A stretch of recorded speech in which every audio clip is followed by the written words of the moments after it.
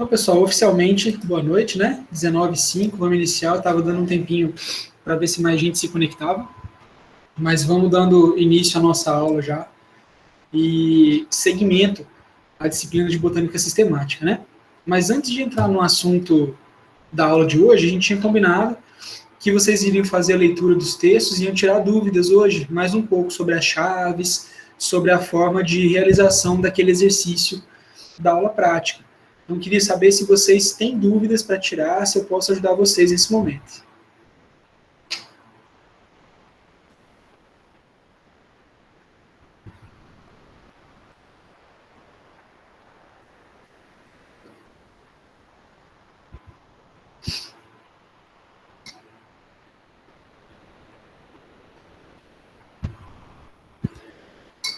Não?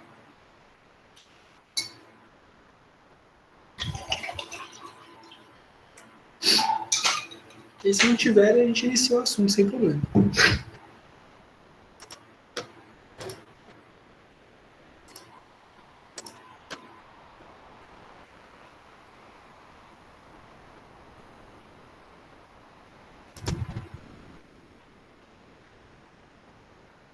Todo mundo vê a... Sim. Então, beleza, ó, se não tiverem dúvidas da chave, vou dar início ao conteúdo de hoje. Pode ser? Eu tô com vergonha de falar porque tá gravado. O professor, Oi.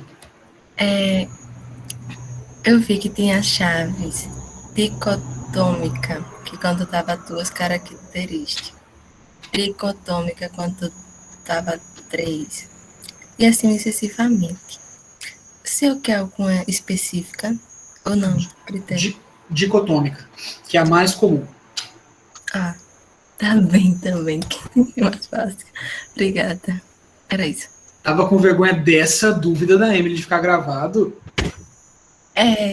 Mas parece que falou uma barbaridade sem fim, né? Que bobeira. Vamos falar, tá, gente? É importante que a gente fale, é importante que a gente se comunique. E ficar gravado, na verdade, é uma vantagem, que a gente pode sempre revisitar esse momento, né? Para assistir de novo, para relembrar das dúvidas que a gente tem, inclusive para ajudar os outros também, né? De repente, aquele clássico, eu sei que é um clichêzão, mas às vezes a sua dúvida é a dúvida de outras pessoas também, que estão com um pouquinho mais de vergonha. Então, sintam-se sempre à vontade para perguntar, a ideia é essa mesmo. Porque a minha voz é horrível, professor, quando eu vou ouvir as aulas. Não, que isso. Que isso.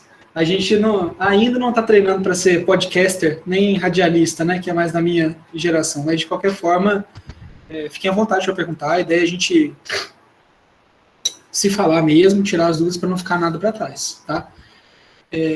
Principalmente nessa disciplina, a gente fica assim, ó, puxando a sardinha para o meu lado, nós temos poucas botânicas ao longo do curso. Né? Ao longo do curso inteiro, a gente tem a botânica concentrada em 3 disciplinas, que é morfologia e anatomia, botânica sistemática e fisiologia vegetal. Então, é aquele detalhe assim, que se passar essa disciplina, de repente não tem outra para perguntar, sabe? Porque tem disciplina que a gente fala assim, se eu perder nessa, eu recupero em outra. Tá? Então, nas botânicas isso é um pouquinho mais difícil. Tá? Então, não deixem passar não, viu? Temos mais dúvidas? Mesmo que você não esteja se sentindo confiante com a sua voz hoje, eu garanto que ela estará melhor que a minha, que estou com voz de alergia.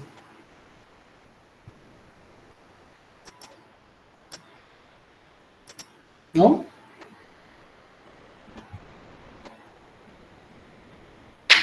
Então, bora para o conteúdo de hoje, né? Se forem surgindo dúvidas ao longo da aula aí, se você esqueceu agora, lembrar depois, sem problema não, tá? Hoje, gente, nós vamos falar um pouquinho, e eu acho que aqui, de verdade, é o start da botânica sistemática que a gente vê aqui durante a graduação, né? Que é a conquista do ambiente terrestre. Porque, apesar da botânica não lidar somente com as plantas terrestres, na graduação a gente acabou focando muito, principalmente na licenciatura, porque são os grupos que mais são ensinados durante o ensino básico, né? Então, quando a gente vai olhar a botânica do ensino fundamental, do ensino médio, o que a gente vê, de fato, é Bryophyta, Pteridófita, Gimnosperma e Angiosperma. Então, a compreensão desses grupos, ela passa pela compreensão da conquista do ambiente terrestre, porque, na verdade, o surgimento desses grupos nada mais é que uma resposta a esses novos ambientes. Então, à medida que as plantas vão evoluindo, né, se organizando e acessando novos ambientes, nós vamos tendo a geração de novos grupos, justamente porque esses novos ambientes têm pressões seletivas diferentes, não é mesmo? E essas pressões seletivas diferentes vão selecionando características diferentes nos indivíduos, né? Então, se eu tenho um organismo que inicialmente vive num ambiente aquático e encontra possibilidade de viver no ambiente terrestre, certamente as características adaptativas serão diferentes e vão ser selecionadas gerando linhagens, grupos, táxons diferentes, tá? E a conquista do ambiente terrestre, gente, ela é quase tão importante para a vida humana do que a própria evolução humana, né? Se não tivesse havido o processo de conquista do ambiente terrestre pelas plantas, potencialmente não haveria vida humana como nós a conhecemos, potencialmente não haveria a vida como nós a conhecemos. E a gente discutiu um pouquinho disso lá, já na evolução do hábito produtor, né? Só que aqui a gente está dando um passo além, porque aqui já existe fotossíntese, né? Já existe oxigênio, mas ainda assim, esse caminhar, vamos dizer assim, das plantas do ambiente aquático para o ambiente terrestre permitiu que a gente enxergasse o mundo dessa forma que a gente enxerga quando a gente vê uma fotografia espacial aí da Terra. Então, é interessante que tem aquela frase clássica, né, dos astronautas, que a Terra é um planeta azul, mas a Terra também é um planeta verde, né? Grandes extensões da Terra estão cobertas por plantas.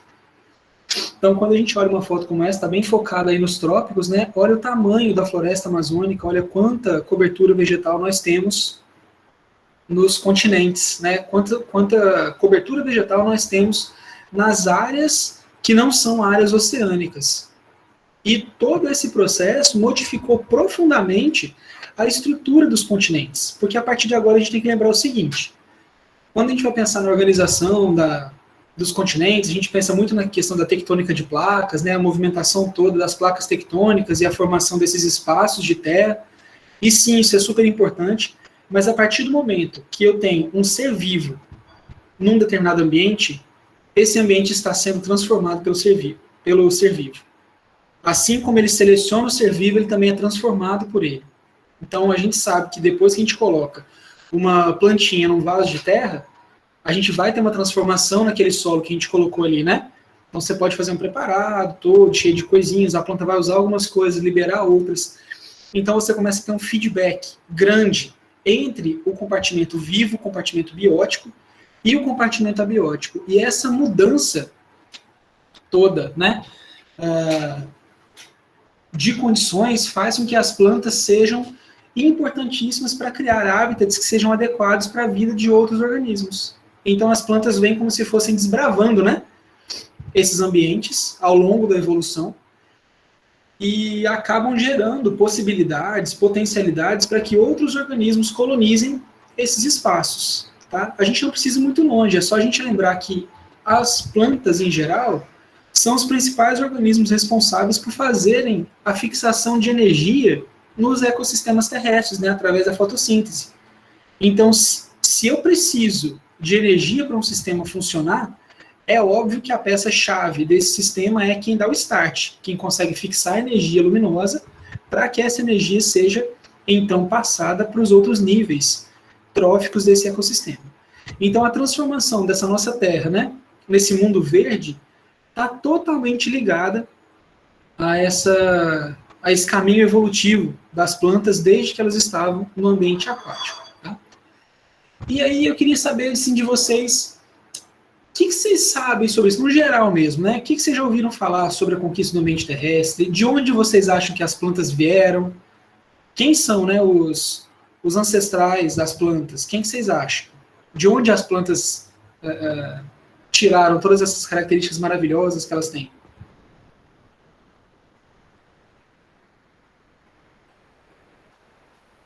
Ancestrais das plantas não são cianobactérias? Bem longeão, né? Vamos dizer assim. Na verdade, a gente pode dizer que as cianobactérias fazem parte da história das plantas de uma forma diferente, porque, na verdade, as cianobactérias são a linhagem que dá origem aos cloroplastos. Então, elas não seriam tão ancestrais, diretas, assim, né? Mas estamos próximo. Vamos caminhar junto aí das cianobactérias. Quem mais tem na água, que faz fotossíntese? Então, As algas. As algas, isso aí, gente, as algas. Então, quando a gente olha para o passado das plantas, os organismos que estão mais relacionados aos processos que a gente vê as plantas fazendo são as algas, né? Que são os outros organismos fotossintetizantes que a gente conhece. Quando a gente falou lá do surgimento do hábito produtor, a gente viu que as algas, inclusive, eram grandes responsáveis, né? Pela produção primária no mundo. Agora, a parte mais interessante é o seguinte. Quando eu falo alga, eu estou falando, na verdade, gente, de um grupo que é um grupo ecológico e não um grupo taxonômico. E vamos entender o porquê eu estou falando isso. Nesse slide aqui, ó, nós temos a árvore da vida. Tá? Então, a árvore da vida com os 3 primeiros grandes ramos, não está aparecendo aqui minha seta, né? 3 ramos que são os grandes domínios. Então, temos aqui o domínio das bactérias, o domínio áquea e o domínio eucária. Beleza? E olha só, tirando aqui as plantas terrestres, né? E os animais que estão com algum destaque também, todas essas caixinhas estão nesse agrupamento que a gente chama de alga. Todas essas caixinhas de diferentes cores. Tudo isso é alga, tá? Todos esses nomezinhos que estão pintados aí de azul, verde, amarelo, marrom. E vocês veem como eles estão distribuídos em ramos diferentes da árvore da vida? Porque lembrem que quando a gente tem um grupo taxonômico, a gente tem um grupo que vem de um ramo só. Até aqui tudo bem? Todo mundo está na mesma página que eu? Sim. Para eu chamar um grupo de táxon, ele tem que vir do mesmo ramo. E ele não pode excluir ninguém que está naquele ramo, né? Porque você pode falar, professor, se você pegar esse ponto aqui, eu posso falar algas, né? Só que não, porque olha o tanto de grupo que não é caixinha. Só poderia se todos os grupos aí fossem caixinhas, né? Mas não são. Então a gente começa a ver que as algas estão distribuídas em vários ramos diferentes da árvore da vida. A gente começa a pensar que provavelmente elas também são diferentes entre si, né? Vão ter comportamentos diferentes, vão ter formas diferentes, vão ter processos reprodutivos diferentes. E vejam que interessante. A cor das caixinhas aí, ela não é aleatória, tá? Ela não foi pintada de maneira assim, eu gosto dessas cores, vou pintar aqui.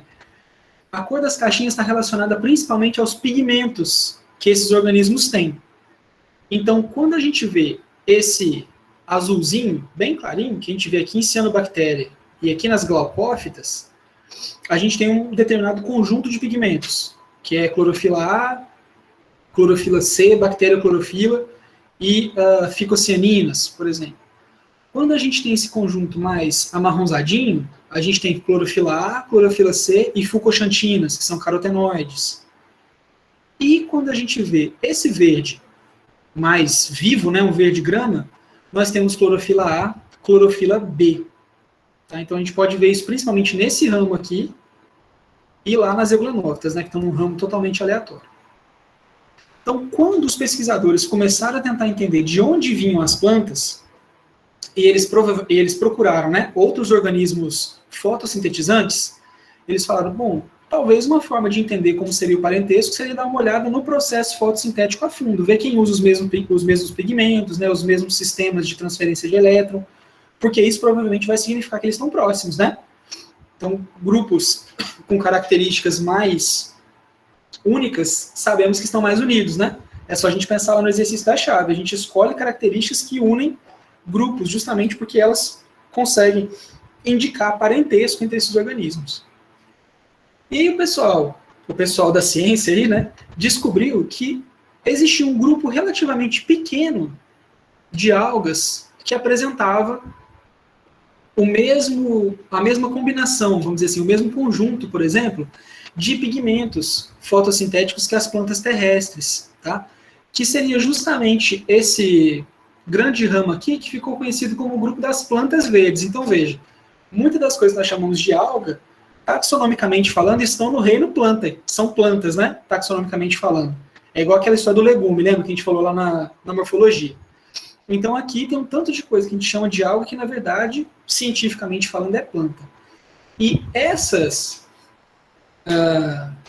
organismos, possivelmente, os pesquisadores então chegaram a esse acordo que teriam dado origem às plantas terrestres. E aí começa um quebra-pau, gente, porque os pesquisadores não conseguiam, e ainda não conseguem muito, tá? Eu vou apresentar para vocês uma das hipóteses aqui, mas tem várias outras, chegar muito à conclusão de quem deu origem efetivamente às plantas terrestres. Todas essas linhagens aqui, por exemplo, as uvofícias, as clorofícias, as carofícias, já foram citadas como linhagens que possivelmente originaram o ancestral das plantas verdes, tá? Das plantas terrestres. E só fazendo um adendo, eu queria que vocês se lembrassem, quando a gente fala de planta terrestre, não é só planta que está na terra, não. Vamos lembrar que tem planta aquática também, lembra que tem flor, tudo mais. Então são essas plantas que tiveram ancestrais que colonizaram o ambiente terrestre, tá? Aqui a gente não está falando necessariamente do hábito dessa planta, a gente está falando desse grupo evolutivo, efetivamente, que colonizou os ambientes terrestres, tá?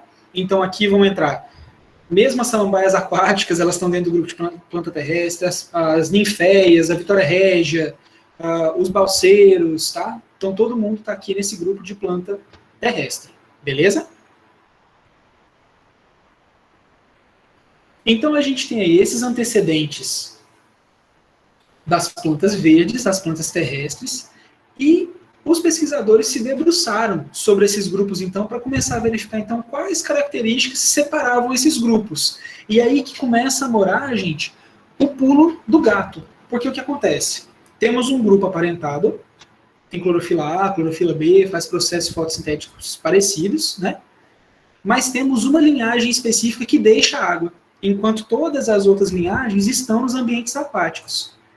Então, se eu consigo perceber quais características essa linhagem que saiu da água tem, eu vou entender quais foram as características que permitiram essa saída. Justamente porque todas as outras ainda estão nos ambientes mais aquáticos. E quando a gente se debruça um pouquinho mais, né, como se a gente estivesse dando um zoom aqui nesse clado, a gente tem mais ou menos isso aqui, ó.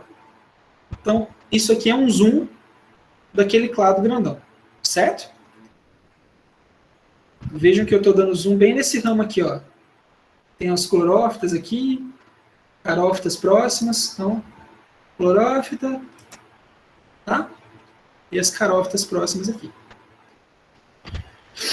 Então, todo mundo que está nesse clado é colocado nesse reino que a gente chama de viridiplantae, que são as plantas verdes, né, as que efetivamente têm clorofila B, tá, que é o ponto que define o nó aí desse grande clado. Então, qual característica une todos esses grupos? Que se eu pegar uma clorofície, vai ser igual a um coleoquete, vai ser igual a uma briófita. A presença de clorofila B, o armazenamento de amido, a estrutura flagelar similar, biofisicamente e bioquimicamente falando, transferências de genes do cloroplasto para o genoma nuclear, e aqui é uma das coisas que a gente vê um avanço muito grande, gente, da relação das plantas com seus plastídeos, com seus cloroplastos. Nos outros grupos, a gente ainda tem uma certa independência do cloroplasto em relação ao núcleo, que a gente sabe que o cloroplasto era uma bactéria, né, vamos dizer assim, de um jeito bem lamarquista, bizarro no passado, e que ela é engolfada por uma célula. Mas a gente sabe que ela mantém, por exemplo, material genético, né? Então ela pode se dividir independentemente, ela faz o rolê dela lá, dentro da célula. Está ali vivendo numa simbiose quase, né? Aqui nas plantas verdes, a gente tem transferência de material genético, então muitas vezes o cloroplasto depende do metabolismo nuclear da célula para poder se dividir. Porque parte desse metabolismo vai estar sendo dividido, né, entre essas duas seções da célula, tá? Daqui para cima, nós temos aqui a importância de uma diferenciação na estrutura do flagelo e do citoesqueleto. Então isso começa a diferenciar o grupo das plantas terrestres dos outros grupos de alga. Não estou entrando tão em detalhe aqui, tá, gente? Não estou assim, mostrando a estrutura do flagelo, mostrando o citoesqueleto, porque eu acho que isso não vem ao caso nesse ponto da formação de vocês. Então, se vocês se interessarem, forem fazer um mestrado em biologia vegetal, né, em ecologia vegetal, com certeza vocês vão se aprofundar aqui. Mas eu estou marcando características que são interessantes, que a gente se lembre, pelo menos, né, o que está gerando essa diferenciação das plantas verdes. Logo após esse ponto chave aqui da estrutura do flagelo, a gente tem outro ponto aqui que é o crescimento filamentoso. E isso é super importante. Por quê, gente? O pessoal que está desse ponto para baixo tem uma organização predominantemente unicelular. Vocês conhecem alguma planta unicelular? Planta que eu falo, as que a gente chama de planta mesmo, né? Planta da casa da avó da gente, planta que a gente come, tem planta unicelular? Não. Negativo. Negativo, exato. Então, o surgimento dessa multicelularidade aqui é um encaminhamento bastante importante para que a gente possa ter o surgimento das plantas no futuro. E vejam, gente, que esses grupos não surgem todos ao mesmo tempo, tá? Não aparece assim, né? Esse ciclado bonitinho lá na Terra. Esses grupos vão surgindo e essas características também vão surgindo à medida que esses grupos surgem e se desenvolvem. Depois desse crescimento filamentoso, uma característica super importante foi o surgimento do fragmoplasto. Então, o fragmoplasto, se a gente se recordar, é aquela placa de divisão celular que começa a surgir no meio da célula vegetal quando começam os processos de divisão. E por que isso é tão importante? Porque com a colocação do fragmoplasto em sentidos diferentes na célula, a célula consegue decidir para onde ela vai crescer. Ou seja, ela pode crescer em direção a um estímulo, por exemplo. Então, se a luz está vindo de cima, eu posso colocar o meu fragmoplasto nessa posição e me dividir assim, né? Se a luz está vindo do lado, eu posso colocar o fragmoplasto nessa posição e me dividir assim. Então, a gente começa a ter uma orientação dessas divisões celulares. E à medida que a gente vai chegando aqui perto das embriófitas, né, das plantas terrestres, a gente vai vendo características que são mais comuns para nós e que são mais claras, talvez, a importância delas nessa chegada no ambiente terrestre. Então, nós temos o crescimento apical, a gente falou bastante disso lá na morfologia, né? Então, o crescimento apical não surge direto aqui nas embriófitas, já existem outros organismos antes que têm células, vamos dizer assim, muito entre aspas, tá, gente? 200 mil aspas, meristemáticas, nos ápices, que vão realizar o crescimento desses organismos. A gente tem possibilidade de ramificação, ou seja, presença de gemas laterais, né, que vão gerar gemas laterais no futuro. A gente tem o que a gente chama de oogamia, que aqui é o seguinte, até esse momento, nós tínhamos gametas móveis, tanto os masculinos quanto os femininos. A partir daqui, o gameta feminino perde o flagelo, ele fica paradinho. Tá? Que é o que a gente chama de oogamia. E não somente isso, a gente tem a retenção desse óvulo no indivíduo, que vai ajudar a proteger esse óvulo e aumentar a chance de sucesso do propágulo, ou seja, entre aspas, mais uma vez, da semente, por exemplo. Tá? Ao invés de soltar os gametas tudo no mundo e ver o que dá, a gente mantém o gameta feminino e se houver a fecundação, a gente tem uma chance já de dar uma proteção a mais para aquele novo embrião. Ou para aquele novo zigoto. Por que mantém o gameta feminino e não o masculino, gente? Porque o gameta feminino é caro, é muita energia colocada no gameta feminino. Em geral, os gametas femininos são maiores, eles têm nutrição para suprir esse embrião durante algum tempo, pelo menos, né? Isso em vários grupos a gente vê. Né?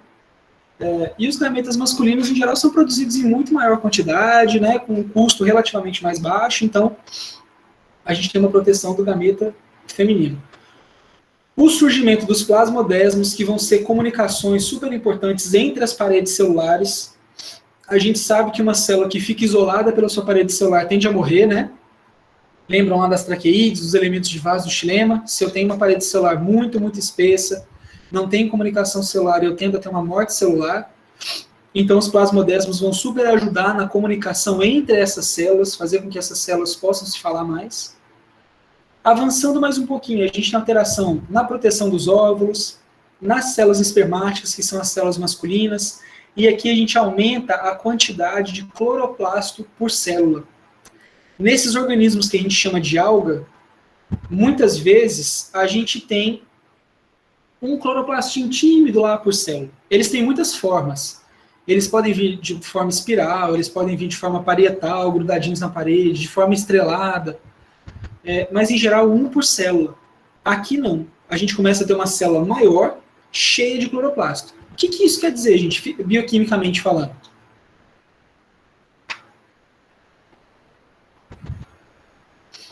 Uma produção maior de oxigênio. E uma produção maior de energia, né? Eu tenho condição de produzir muito mais energia, de fixar muito mais energia. Justamente porque eu tenho muito mais organelas responsáveis por esse processo. Né? Claro que vai produzir mais oxigênio, mas vamos lembrar que o oxigênio é quase que um... não vou falar efeito colateral, porque a gente pensa como uma coisa ruim, né? Mas é um subproduto da fotossíntese, vamos dizer assim.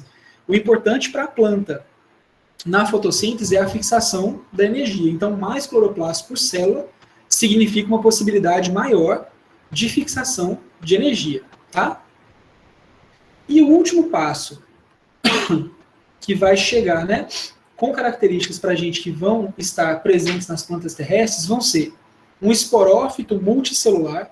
A gente vai voltar a falar disso várias vezes agora na disciplina, falando dos ciclos de vida, mas todas as plantas têm duas fases na sua vida.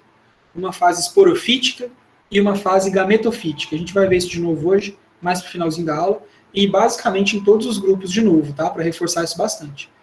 Então, as fases gametofíticas, para algumas algas, já eram multicelulares, mas as fases esporofíticas não. Nas plantas a gente tem esse aumento da fase esporofítica em número de células, a gente vai ver por quê, tá? O que significa isso evolutivamente, mas é uma característica bem comum das plantas terrestres. Uma formação efetiva de um embrião bonitinho, dos gametângios que vão produzir os gametas, dos esporângios que vão produzir os esporos e da cutícula. Então, todas as plantas terrestres têm cutícula, aquela camada protetora nas folhas, né, ou órgãos análogos que vai ajudar a diminuir a perda de água. E aí começa a fazer sentido, né? Mas vejam que a gente tem um raminho aqui, ó, bem do lado das embriófitas, que tem quase tudo que as plantas têm. Falta pouco, vamos dizer assim, para eles serem plantas, concorda? Falta só o último pontinho, para que essa galera aqui tivesse todas as características que as plantas têm.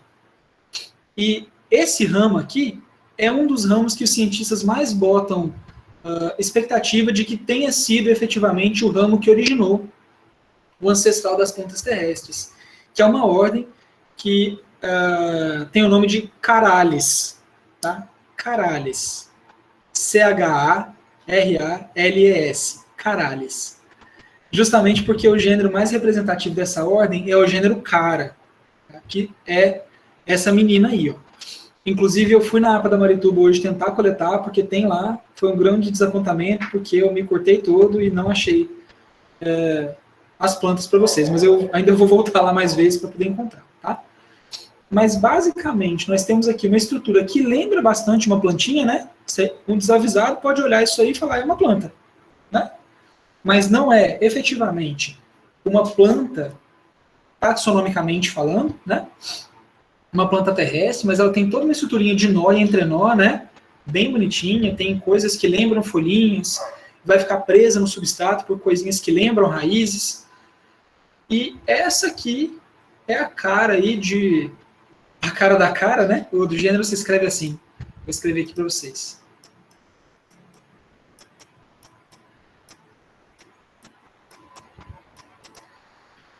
Tem a carinha aí de um ancestral possível das plantas terrestres, tá? Então a gente consegue ver aqui nessas fotos todo o corpo vegetativo, né?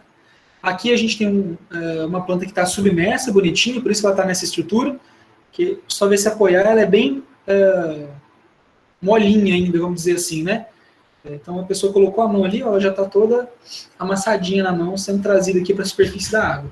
Então não é um indivíduo com muita rigidez, aqui não tem nem sombra de lignina, nem nada desse tipo, aqueles compostos que a gente viu que enrijecem a parede celular, né? São organismos realmente muito delicados. E aqui nós temos um zoom, ó, daquela parte do nó e do entrenó, E vocês estão vendo essas estruturinhas que fica parecendo uma árvorezinha de Natal, né? Cheio de bolinhas. São alaranjadas aqui, ó. Essas estruturas também vão ser um grande diferencial dessas plantas que vai aparentá-las, desses organismos que vai aparentá-las às plantas terrestres, porque é ali que eu vou encontrar os órgãos reprodutores. Então, os gametângios masculinos, que vão formar os anterídeos, e os gametângios femininos, que vão formar as oogônias, tá? Então, é cheio de características próximas aqui que os cientistas acreditam que seja um sinal, né, de que esses organismos possivelmente são muito próximos dos ancestrais às plantas terrestres. Aqui vamos lembrar, para desfazer uma confusão que a gente faz sempre. Esses organismos não evoluíram para plantas terrestres, certo? Porque a gente vê esses organismos hoje ainda. Então, uma espécie atual não evolui para outra. Lembrem que no processo evolutivo a gente tem ramificações, né? Uma espécie dando origem a outras espécies. Então, essa espécie que eu estou mostrando para vocês aqui não virou uma planta terrestre, nem vai virar uma planta terrestre no futuro. É possível que o ancestral dessas duas coisas fosse o mesmo, né? E aí parte caminhou para a evolução de planta terrestre e parte caminhou para a evolução das carales, beleza? Então vamos lembrar do conceito evolutivo aí. Então é o que a gente chama de grupo irmão, né? Que tem bem mesmo o mesmo ancestral comum, que originou esses dois grupos. Tá? Então, esses provavelmente são os antecedentes das plantas terrestres, vamos dizer assim, né? Essa é a galera que estava no rolê quando as plantas terrestres chegaram. Agora, para entender como as plantas terrestres chegaram na Terra, a gente não precisa pensar só em quem conquistou, mas a gente precisa pensar nas condições da conquista. Tá? Então, por que vocês acham que eu, essa pessoa doida, botei essa foto aí do Napoleão para a gente falar disso, de condições de conquista? Porque ele era muito galanteador, conquistava todos?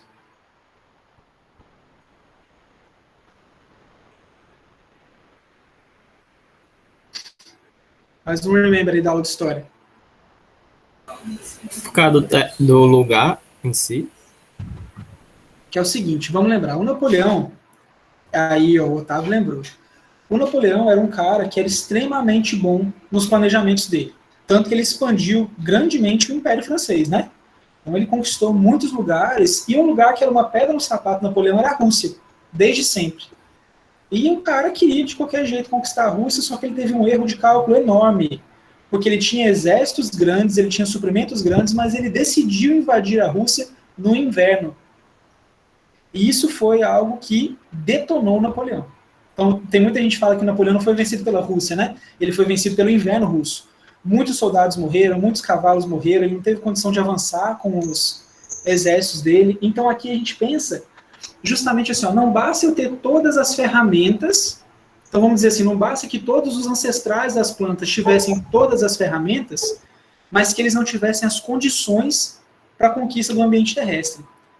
Porque justamente o que os cientistas colocam é o seguinte, se todos esses organismos, né, tinham tantas características que se parecem com as características das plantas terrestres, por que só uma linhagem conseguiu fazer essa transição? Né? Já que tantos, por exemplo, animais, várias linhagens diferentes de animais saíram da água para a Terra. Então, quando a gente pega, sei lá, os insetos e nós, a gente vem de linhagens totalmente diferentes, né? E essas duas galera vieram da água. Então, por que isso não aconteceu com as plantas, por exemplo? Não foi uma linhagem que originou briófita, não foi uma linhagem que originou pteridófita, o que aconteceu? Né? Justamente porque houveram um conjunto de condições muito específicas que permitiu que essa linhagem específica pudesse sair da Terra. Tá? Então, quais que foram essas condições para as conquistas das plantas? A primeira foi a geração de porções estáveis de terra. Vamos relembrar, gente. A superfície da Terra, ela é imóvel? Ela está morta? Ela pode estar até morta metafisicamente falando, né? Mas ela é bem ativa. Então a gente tem transformações na superfície terrestre. E essas transformações, ao longo do tempo, Isso aí, Otávio. Ocorreram longamente por conta da movimentação das placas tectônicas, né? Então, olhando do passado para cá, tá, ó, aqui, ó, nós temos a Terra mais antiga, certo? Há 750 milhões de anos atrás. E todas essas fotos estão tiradas como se... Essas fotos é ótimo, né? Que a câmera estava lá, 750 milhões de anos atrás. Todas essas construções aí estão feitas a partir de um mesmo ponto de referência. Então, é como se a gente estivesse olhando sempre do mesmo ponto, tá? Então, vejam que de 750 milhões de anos atrás para 300 milhões de anos atrás, houve uma mudança considerável na quantidade de terra e na posição dessa terra, né? Então, enquanto essas mudanças estavam acontecendo de maneira muito intensa e que realmente causavam grandissíssimas mudanças, a gente teve que enfrentar, né, todas essas dificuldades para que as plantas colonizassem a Terra. E eu vou contar para vocês que a colonização das plantas se deu mais ou menos nessa linha aqui, tá? Ó. Então, a gente começa a ter os ancestrais das plantas terrestres nessa linha aqui. Olha por quantas mudanças as plantas passaram. Isso aqui está 300 milhões de anos atrás, né? E aqui eu tenho a conformação atual. Então, ainda assim, se modificam muito essas condições. E vocês podem falar assim, professor, mas sempre teve terra exposta. Né? Desde que os continentes se estabeleceram, né, as partes expostas das placas tectônicas se estabeleceram, sempre houve área exposta. Mas essas áreas não eram qualquer área de terra. Então, vamos pensar assim, vamos pensar que não existisse planta terrestre atualmente, tá? Tira floresta, cerrado, tudo. E a gente sabe que esses ancestrais, as plantas, estão lá na água. De alguma forma, vai brotar uma planta terrestre lá no Tocantins? Não vai. Mesmo que seja terra, né? Falar, tem terra lá no Tocantins, dá para ter planta. Mas essas plantas só podiam vir de áreas que tinham contato com o mar, ou com água doce, né, contato com o ambiente aquático, que tivesse uma certa variação, porque ninguém, né, evolui assim automaticamente, não é Pokémon, né? Que de repente está na água, de repente pode sair da água e está tudo bem. Então existe essa fase de organismos que vão depender ainda dos dois ambientes. Então a gente precisava da formação desses ambientes mais estáveis, dessas porções de terra que durassem tempo suficiente para que os processos evolutivos acontecessem. Além disso, nós precisávamos da formação de solos. Central para as plantas, né, gente? Elas precisam absorver nutrientes, esses nutrientes vão estar dissolvidos no solo. Então, há necessidade, para a evolução das plantas, que exista o solo. Tá? Isso aqui é super importante a gente pensar, porque a colonização das plantas não foi uma colonização individual, não foi uma planta que resolveu e falou assim, eu vou lá ser feliz em outro lugar. Vários outros organismos acabam se associando às plantas nesse tempo, justamente facilitando, inclusive, a colonização. Então a gente vai ver que os fungos, por exemplo, foram super importantes, né? Os fungos micorrízicos, que vão ajudar as plantas a obter nutrientes desses solos, que ainda são solos extremamente jovens, né? Que vão estar sendo formados ao longo de um processo que pode durar milhões de anos. Então, aqui, a gente vai voltar nisso aqui, lá em Geologia e Paleonto, tá? Primeiro a gente tem, em geral, em cima de da rocha-mãe, estresses abióticos, né? Sejam por água, chuva, vento, temperatura. E esse tipo de estresse faz com que surjam rachaduras nessa rocha, então começa a se desintegrar, né, esse pedaço de rocha. E atualmente o que a gente vê é que a vida, os seres vivos, são grandes responsáveis na formação desse processo, né, na formação do solo, efetivamente. Então chega ali um líquen, começa a colonizar, começa a colocar ácido orgânico nessas rochas, fazer pequenas partículas. Até ter esse momento da gente ter organismos, né, para colonizar, quem fez tudo foram os estímulos abióticos. Então deu uma demoradinha, né, para a gente ter uma formação de solos que fosse uma quantidade interessante para a colonização. E além disso, uma estabilidade e boas condições atmosféricas e climáticas. A gente sabe que a Terra já foi 1 milhão de terras diferentes, né? Ela já foi muito fria, ela já foi muito quente, ela já foi muito seca, ela já foi muito úmida. E a gente sabe que as plantas têm um um limite, né? Que elas aguentam de todas essas coisas, tanto de calor, quanto de frio, quanto de umidade, quanto de secura, né? De dessecação. Então, todas essas condições precisavam ser supridas e está num momento relativamente bom, né? Para que as plantas pudessem colonizar, tá? E eu já vou dar o spoiler para vocês que isso aconteceu há cerca de 540 e 440 milhões de anos atrás. Então, esse momento de chave, né, que se vira a chave, que os ancestrais das plantas deixam a água, aconteceu entre 540 e 440 milhões de anos atrás, num período que a gente chama de Ordoviciano.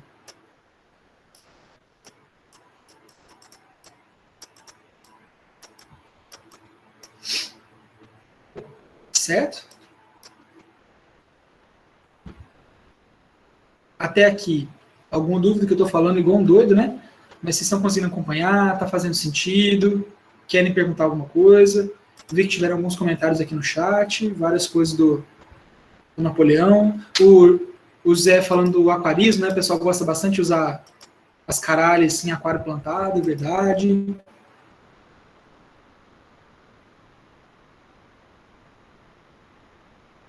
Perguntar alguma coisa?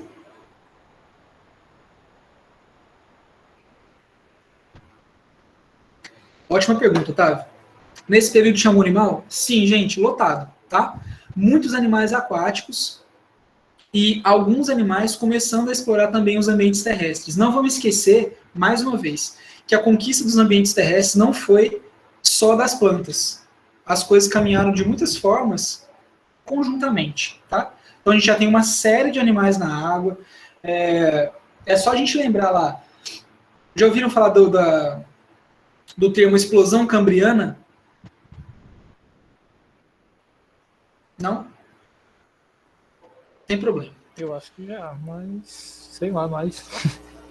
Mas explica pra ver. O Cambriano, gente, é o período, né, que efetivamente surge uma grande quantidade de fósseis. Então vamos lembrar. Pense na Terra como uma fatia de bolo de camadas, certo? Tem várias camadas nessa fatia. E os fósseis vão aparecendo nessas fatias. É assim que a gente consegue pensar mais ou menos qual a idade daquele pedaço de terra pelo tipo de fóssil que a gente encontra, além da datação, né, de todos os métodos químicos que a gente tem para isso. E os paleontólogos percebem que, à medida que eles vão escavando, e eles vão passando por essas fatias e se afundando, né, eles vão achando várias fatias com fósseis e chega um momento que a fatia fica vazia. É só rocha. Né, não tem sinal de vida grande. A explosão cambriana, que a gente chama, é justamente o ponto de mudança nessas fatias. Na fatia de baixo não tem nada, na fatia de cima, lotado de organismos. Vários organismos super doidos, super visíveis, né? Então tem uma explosão de vida. E isso é bem antigo, tá? O Cambriano é um período bem antigo. Ou seja, os bichos já estão fazendo a festa no mar faz muito tempo. Beleza? E estão começando a fazer esse rolê também de dar uma pensada na Terra nesse momento aqui. Então as coisas acontecem em paralelo, tá? Não existe também evolução de plantas sem falar de evolução animal e vice-versa. Aqui é óbvio que a gente está focando nas plantas porque elas são mais maravilhosas, são as estrelas dessa disciplina, mas os organismos animais estão fazendo também essa transição e em vários momentos diferentes. Essa pergunta é interessante, inclusive, Otávio, porque é uma das perguntas que levou muitas vezes os cientistas a se perguntarem se não teriam mais linhagens de plantas que deixaram a água, né? Porque várias linhagens de animal desenvolveram seus formatos básicos dentro da água e saíram da água com esse formato.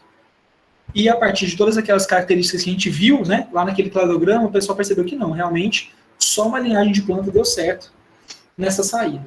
Tá? Nesse período ordoviciano, a cara da Terra era mais ou menos assim. Beleza? Então aqui a gente tem aquela projeção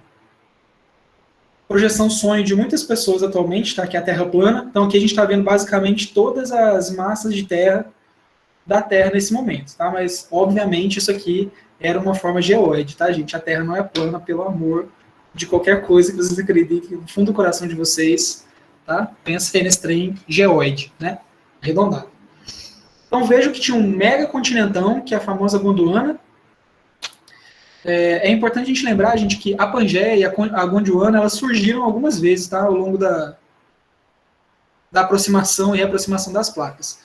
Então a gente tem a formação dessa grande massa de terra que é a Gondwana, essa aqui era um pouco a cara da Terra nessa época, tá? Então é aqui que as plantas decidem que vão se emancipar da água e vão colonizar os ambientes terrestres. E os primeiros fósseis, efetivamente, que a gente tem registro, né, são de cerca de 470 a 460 milhões de anos atrás. Tá? Então, vejam os tipos de fósseis. Ó, a gente encontra esporos, fragmentos de cutícula, traqueídeos, certo? Justamente porque essas estruturas são rígidas. Os fósseis para a planta vão funcionar do mesmo jeito que os fósseis para os animais. Por isso que é muito mais fácil eu achar um osso fossilizado do que eu achar um pulmão fossilizado. Porque quanto mais rígido é o material, mais fácil é de passar pelo processo de fossilização. A gente vai voltar nisso lá em Paleonto, tá? Então, esses primeiros fósseis são de várias estruturas pequenas, mas bem rígidas. Deixa eu vir aqui no chat, que eu vi que tem coisas aqui. O Otávio falou, os eventos naturais como vulcões e tsunamis ajudaram a isolar determinadas plantas e criar novas espécies? Sim. Né? Todos esses tipos de eventos que podem gerar isolamento ajudam a isolar espécies. Né? Então, aqui na botânica sistemática, com certeza a gente vai entender que eventos naturais que isolam populações vão ser eventos que possibilitam o surgimento de novas espécies, sim. Tá? E a Daí me perguntou, tem planta de água salgada? Porque eu nunca vi, já na água doce tem a Vitória Régia. Na água doce tem milhares de plantas, certo? Não só a Vitória Régia, ela é linda, mas tem muita, muita, muita planta. Assim que a gente sair desse isolamento social, bora marcar um rolê na APA para a gente poder ver um tanto de planta aquática legal. Mas, voltando à pergunta, sim, nós temos alguns gêneros de plantas que são plantas, efetivamente, né, marinhas, tá? Tanto que elas são chamadas de seagrass, que é grama marinha. Inclusive, os peixes-boi adoram, né, que eles são as vaquinhas do mar, eles adoram pastar seagrass. São gêneros bastante específicos, com uma série de modificações, né, para viver no mar. E esse é o rolê mais incrível. São plantas que são originárias de grupos que eram terrestres. Lembre-se sempre disso, gente. Tudo quanto é planta que a gente vê na água hoje, angiosperma, veio de planta terrestre. Beleza? Vamos lembrar, a gente discutiu isso um pouquinho lá na semana passada, as plantas aquáticas não são um intermediário entre as algas e as plantas terrestres, tá? Elas não são o meio do caminho. As plantas aquáticas que a gente tem hoje, né? Todas as plantas aquáticas que a gente observa hoje, na verdade, são parentes de plantas que eram totalmente terrestres e fizeram o caminho inverso, voltaram para a água. Algumas para água salgada, muitas para água doce, algumas para água salgada, tá? Mas tem planta marinha sim. Depois procurem aí, ó, vou escrever aqui embaixo pequenininho, o gênero é esse aqui, ó. Tem um dos gêneros, na verdade. O gênero Zostera. É um gênero de grama marinha, tá? Para vocês matarem a curiosidade de ver na carinha deles. Então, a partir de 470, 460 milhões de anos atrás, a gente vê esses primeiros fósseis, a gente tem a certeza, efetivamente, né, que a gente já tem plantas com características aí que vão originar as plantas que a gente vê hoje. Mas agora vamos pensar nisso, gente. Veja bem, você está lá, na água, contente, e aí está saindo da água. Então, com certeza, vão existir desafios para essa saída, né? O que vocês acham que as plantas enfrentaram, gente, nesse processo de saída da água para a terra? Quais eram as dificuldades? A perda de água. Beleza.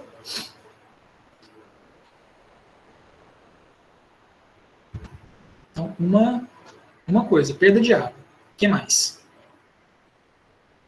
A falta de locomoção?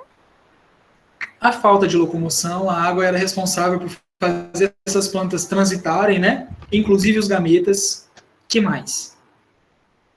Variação extrema de temperatura. Regulação de temperatura, interessante. O que mais? Tem mais coisa. Outros tipos de predadores. Outros tipos de predadores. Com relação... A respiração. a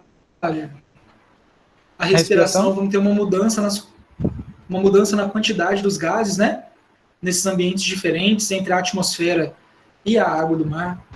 Nós vamos ter, gente, diferentes exposições à luz, certo? Que pensem vocês. Vamos olhar para o ambiente aquático. Então, tem um ambiente aquático atual aqui, né? Só para a gente lembrar de como são as coisas. Então, olha só. À medida que eu me aprofundo nesse ambiente aquático, eu vou ter uma mudança, primeiro, na quantidade, segundo, na qualidade da luz. Eu tenho luz em quantidade diferente e eu tenho tipos de luz diferentes. Vou ter uma certa mudança, como a da Emily falou aí, no comportamento e na ciclagem dos nutrientes. Então, aqui na água eu tenho um ambiente que é 3D, né? Os nutrientes estão ao redor, saindo para a Terra, os nutrientes vão estar concentrados numa parte desse ambiente, no solo, basicamente. Eu não tenho tanto nutriente na atmosfera.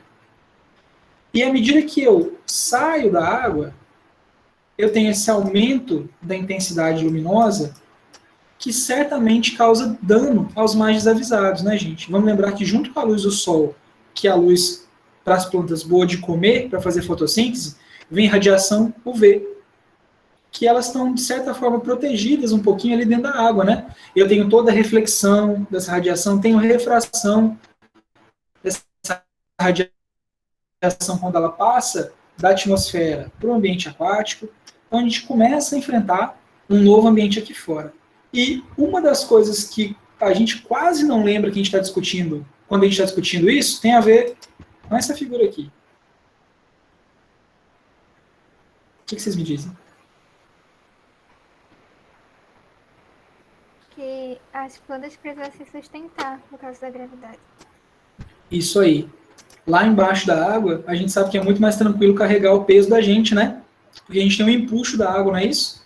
Que faz essa força contra a gravidade, então a gente se sente um pouco mais leve, é mais fácil de se movimentar, né?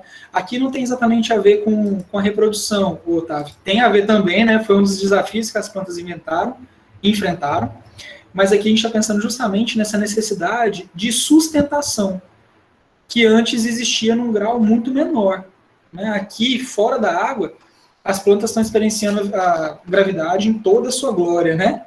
Então elas têm que também ultrapassar essa dificuldade e conjugar isso ainda com situações que vocês já falaram, como a perda de água. Então, para que essas plantas tivessem sucesso aqui na superfície, uma das coisas que foi super importante de se desenvolver foi a cutícula, né? Essa cutícula associada a uma parede celular bem rígida, que já vai ter relações com a gravidade, né? Que vai ajudar a estruturar melhor essa célula, mas que também vai ajudar a diminuir a perda de água. Então, lembrem quando a gente viu lá em morfologia, a gente sempre tem essa camada de células mais exterior, que é a epiderme, né? Todos os órgãos têm essa camada de células mais achatadas, bem justapostas, e os órgãos que ficam mais expostos à atmosfera tem ainda acima da epiderme aquela camada de deposição de cera, né, que ajuda a impermeabilizar a folha com que ela perca água. Então, pensando nesse começo, nessa associação, né, de necessidades, uma parte bastante importante foi justamente formação de parede celular com a secreção de cutícula, né, de cutina para formar cutícula, e essa possibilidade de direcionamento da divisão celular. Então, a planta precisava conseguir controlar para onde é que ela estava botando a célula que ela estava botando. Se a gente volta nas algas, tem um tanto de alga que vive de maneira colonial, tá, gente? Ou seja, várias células juntinhas no mesmo barraco, né? E elas são muitas vezes parecidas assim com uma massa celular, é uma bola de célula. Não tem muita lógica de onde a célula vai sair ou não. Justamente porque o ambiente está ao meu redor, né? Eu aproveito tudo que está ao meu redor. Aqui na Terra, não. Se eu estou emitindo raiz, e se eu gasto energia, gasto nutriente e faço uma célula de raiz para cima, eu perdi aquilo. Eu tenho que fazer para baixo, eu tenho que me aprofundar para poder achar mais nutrientes, para poder achar mais água. Então, esse direcionamento celular é super, super, super importante. Tá? E, justamente associado a essa parede celular, a gente vê uma grande importância, mais uma vez, da formação dessas estruturas de revestimento. Tá? Tem um estudo bastante interessante que traz essa questão à tona, que é o seguinte, gente, isso aqui é vamos dizer, uma briófita atual, tá? É uma espécie que existe atualmente, a espécie Fiscomitella patens. E o que os cientistas perceberam? Quando você pega briófita, pteridófita, gimnosperma, angiosperma, todo mundo tem algum tipo de proteção externa. E também tem produção de lignina em algumas dessas plantas. Principalmente a partir de pteridófita, de gimnosperma e de angiosperma, que vai fazer o que a gente chama de madeira, né? Nas pteridófitas bem pouquinho, e isso vai aumentando nas outras plantas. Apesar que já existiram pteridófitas bem grandonas, tá? A gente vai ver isso quando a gente for falar lá de pteridófita mesmo, que eram arbóreas, né? Tinham tronco e tudo mais. Então, o pessoal estava estudando os genes que codificavam a lignina e perceberam que as briófitas tinham um gene muito parecido. E aí veio a pulga na orelha dos pesquisadores, falando, mas por que ela tem esse gene se ela não tem lignina? Porque briófita não faz madeira, né? São essas plantinhas bem pequenininhas que a gente encontra nos musgos, nos limos, né? Presas nas árvores, e o pessoal ficou tentando pensar o que acontecia para ter aquele gene parecido. Para que servia esse gene nas briófitas? E aí, cientistas, como é um bicho não tem mais nada o que fazer, eles conseguiram isolar uma linhagem e silenciar esse gene nessa linhagem. Ou seja, nessa linhagem de plantas, eles fizeram o gene parar de funcionar. Que foi a forma que eles encontraram de testar, né? Se eu quero saber para que o gene funciona, eu faço ele parar de funcionar e vejo que ruim que dá. E aí eu vou ver com o que ele estava contribuindo.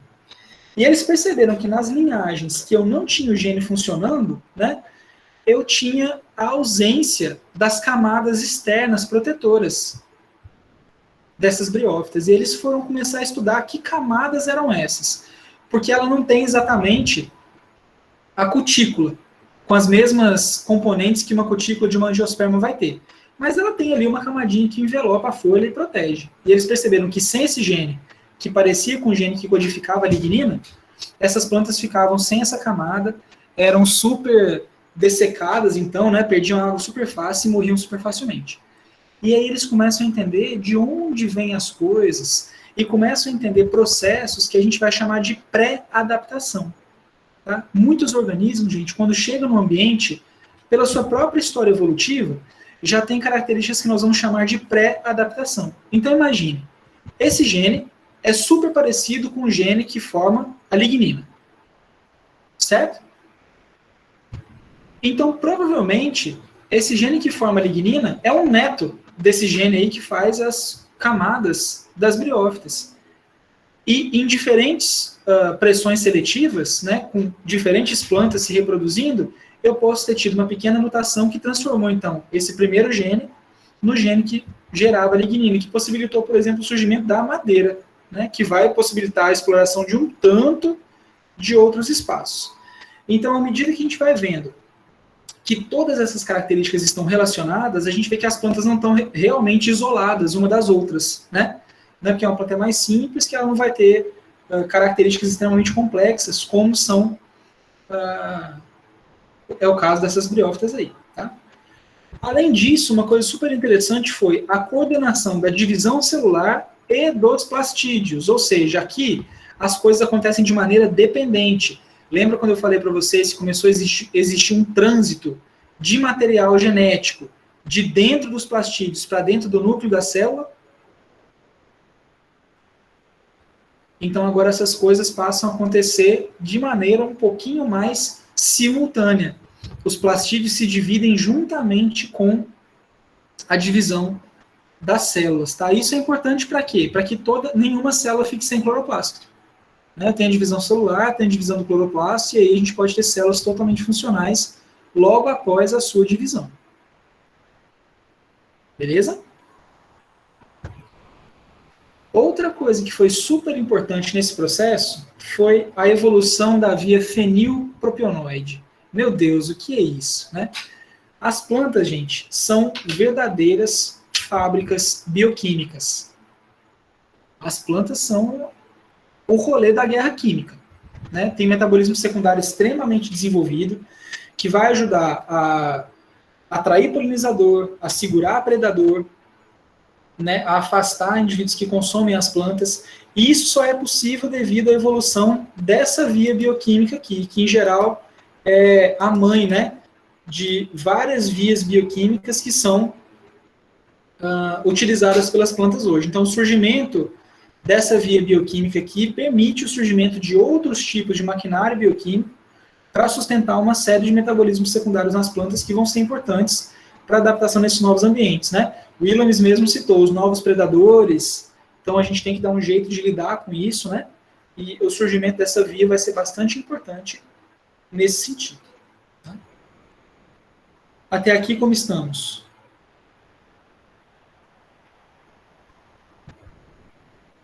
Tudo bem?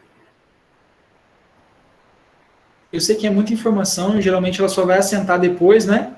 Agora está acontecendo uma tempestade na cabeça de vocês aí, mas já fiquem à vontade para ir tirando dúvida, tá? Além disso, a gente sabe que agora a gente passa a ter uma dificuldade de transporte de nutrientes, né? Aqui eu já coloquei logo um exemplão de uma árvore, né? Mas a gente vai ter problemas é o seguinte, porque na planta o metabolismo inteiro funciona integrado, né, gente? Igual qualquer metabolismo, as coisas não acontecem separadas. Então, o metabolismo respiratório vai depender do metabolismo de absorção de água, que vai depender do metabolismo fotossintético, tudo acontecendo ao mesmo tempo, né? E à medida que eu vou tendo o crescimento desses organismos em tamanho, vamos dizer assim, né, o surgimento de novos organismos maiores que os anteriores, eu começo a ter um distanciamento entre as principais zonas desses metabolismos, né? Então, eu vou afastando da zona fotossintética da zona de absorção. Então, eu separo folha de raiz, e aí eu tenho que ter todo um esquema para fazer com que essas partes se comuniquem. Beleza? E as plantas vão estar lidando com variações o tempo todo nesse sentido, porque, mais uma vez, a gente não pode pensar que as plantas evoluíram no clima, nas condições que a gente conhece atualmente. Certo? Imagine, as plantas começam a surgir há 540 milhões de anos atrás. Quantas coisas as plantas, como um grupo evolutivo, já viveram? Muitas coisas. Então, quando a gente olha essa situação, vamos olhar esse gráfico bem devagarzinho, tá? Ó, cada uma dessas caixinhas aqui é uma das grandes eras que a gente tem. Então, nós temos aqui, ó, era pré-cambriana, era paleozoica, era mesozoica e era cenozoica, que é a nossa era atual. Beleza? A gente está como se fosse aqui, ó, no período quaternário da era cenozoica. Beleza? Vejam o seguinte, a linha azul representa a área dos continentes que estava alagada em cada uma dessas áreas, dessas eras. Então a gente vê que tem uma tendência à diminuição do alagamento. Beleza? Mas antigamente, ó, nós tínhamos mais áreas alagadas do que atualmente. Certo? A linha verde trata da flutuação da temperatura.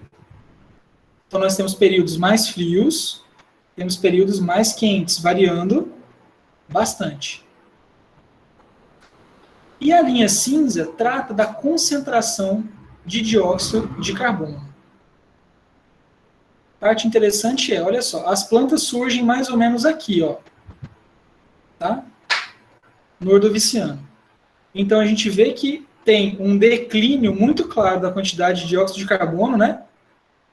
À medida que as plantas surgem e passam a utilizar esse dióxido de carbono, ele declina na atmosfera, e esse declínio maior aqui, gente, então vamos pensar, ó, se esse estímulo de diminuição se fortalece com o surgimento das plantas, o que vocês acham que surge aqui, ó, entre o Devoniano e o Carbonífero, que gera essa diminuição doida de CO2?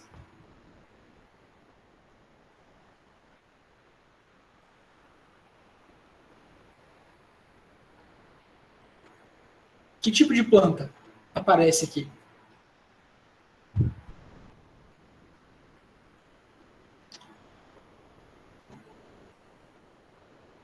Não, as algas já apareceram lá atrás. Vamos lembrar que se eu já tenho planta no Ordoviciano, né?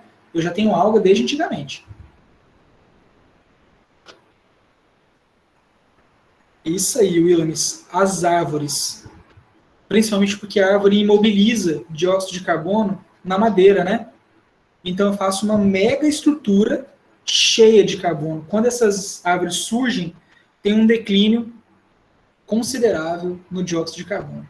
E vejam com quantas coisas as plantas estão lidando ao mesmo tempo, durante seu tempo evolutivo, né? Então, uma hora baixa o carbono, sobe a temperatura, uma hora aumenta o carbono um pouquinho, a temperatura lá em cima, de repente a temperatura baixa, o carbono sobe. Então, tudo isso está sendo pressão evolutiva que elas têm que lidar.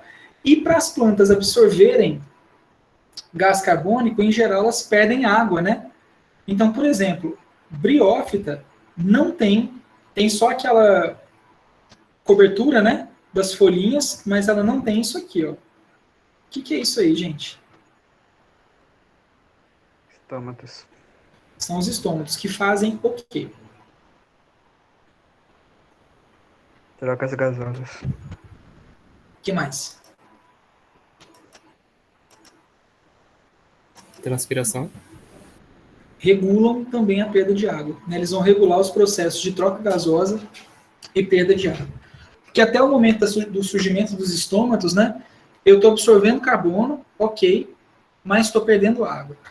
Quando a gente olha, vamos voltar aqui, ó.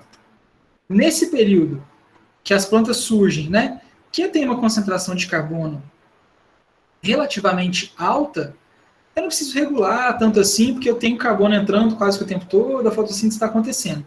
À medida que eu vou perdendo carbono, que eu preciso ficar gastando muita água para poder absorver carbono, justamente porque tem pouco carbono na atmosfera, eu preciso arrumar um mecanismo que me ajude a fazer isso sem perder toda a água que eu tenho.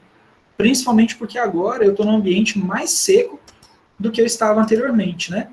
Então, o surgimento dos estômatos é extremamente importante para a conquista dos ambientes terrestres, tá? E os estômatos, né, nesse processo de abertura e fechamento, vão ser super responsáveis por auxiliar as plantas a regularem esse tipo de situação. Beleza? Contem uma coisa para mim nesse momento. Vou dar o seguinte, um minutinho, que eu quero que vocês pensem como eram as primeiras plantas, gente. E como vocês imaginam as primeiras plantas, certo? Pensem e eu volto em um minuto.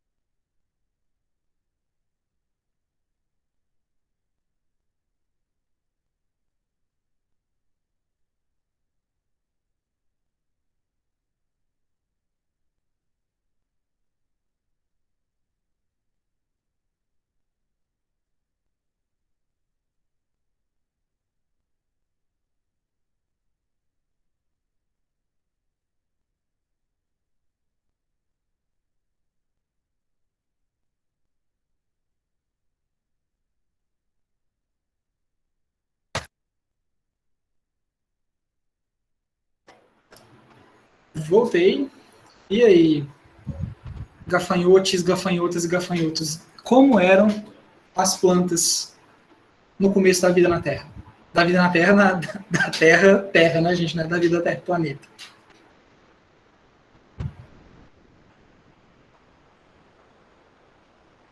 Vocês formaram imagens fantásticas, aí são plantas grandes, são plantas pequenas, são plantas exuberantes, como elas são? Falaram aqui no chat que esse eu já tinha falado. E eu lembrei daquela planta bem pequenininha, não era?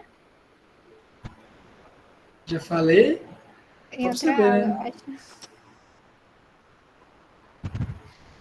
Eu sou esse cara sem graça, né? Dá spoiler num período, da aula do outro. Ó, essa era a carinha delas, tá, gente?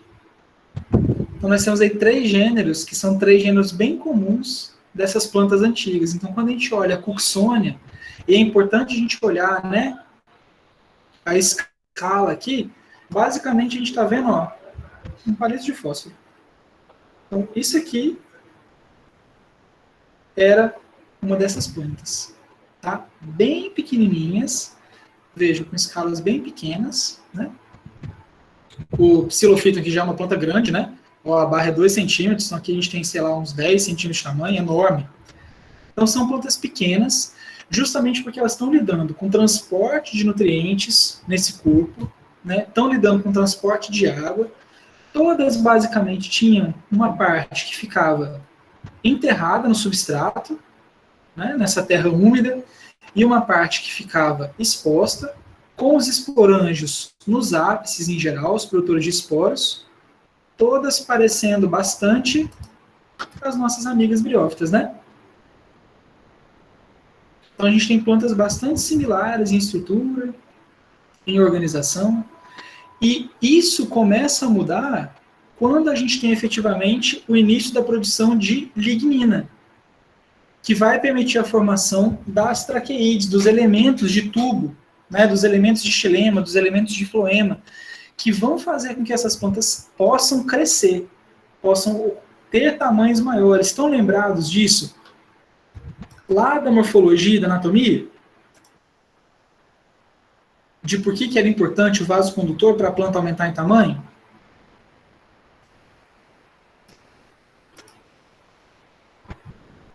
Quem me ajuda aí?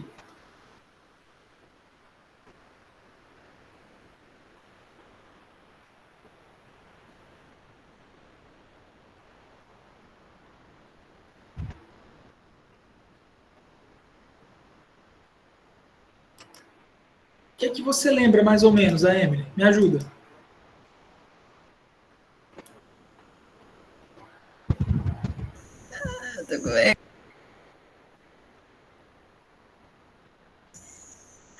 Então, professor, deixa eu lembrar. Eles estavam tanto na espessura. Deixa eu ver se é isso, que eu tô. Senão vou me atrapalhar. Tipo. Ai, não lembro. Vou ter feito um modo mais simples, como eu escrevi, que era para lembrar. Tipo, um dava para a sua largura e outro seu comprimento. Ai, não lembro se era o que era exatamente. Deixa eu olhar minhas anotações. Beleza, dá uma olhada aí, porque parece que elas estão um pouquinho confusas, né? A gente está pensando em meristema ou em vaso condutor. Então, os vasos condutores vão ser aqueles responsáveis por facilitar o movimento das substâncias dentro das plantas, né? À medida que elas vão justamente tendo um afastamento da parte fotossintética para a parte que vai absorver água e nutrientes. E principalmente porque antes de vasos condutores de seiva, a gente tinha um transporte célula a célula, né? Que é bioquimicamente, biofisicamente impossível em plantas com corpos muito grandes. Então, a presença dos vasos condutores aí sim possibilita que surjam os hábitos que nós comentamos, por exemplo, né? Arbóreos. Então, a Archaeopteris é a primeira grande árvore que a gente conhece aí dos fósseis, tá? Parece o Archaeopteryx, né? Que é a gente fala que é o elo perdido entre os répteis e as aves, que nem existe, vamos falar disso lá no paleonto. Mas as Archaeopteris são as primeiras plantas a terem realmente esse formato arbóreo, bem grandão, né? Justamente porque eu vou ter o desenvolvimento das traqueídes, que vão ser responsáveis e capazes de realizar esse fluxo de materiais orgânicos e inorgânicos dentro do corpo dessas plantas. E além disso, para quem achava que morfologia e anatomia era só uma coisa chata que a gente tinha que decorar, vários tecidos que surgem nessa época são super importantes, como por exemplo a endoderme. Tá, gente? Então a gente vê aquilo na morfologia para a gente poder entender aqui agora. Ó. A endoderme, se a gente for lembrar lá na raiz, ela tem uma estrutura chamada estria de Caspari. Alguém lembra disso, lá da morfologia? Primeiro, lembram da endoderme? Todo mundo?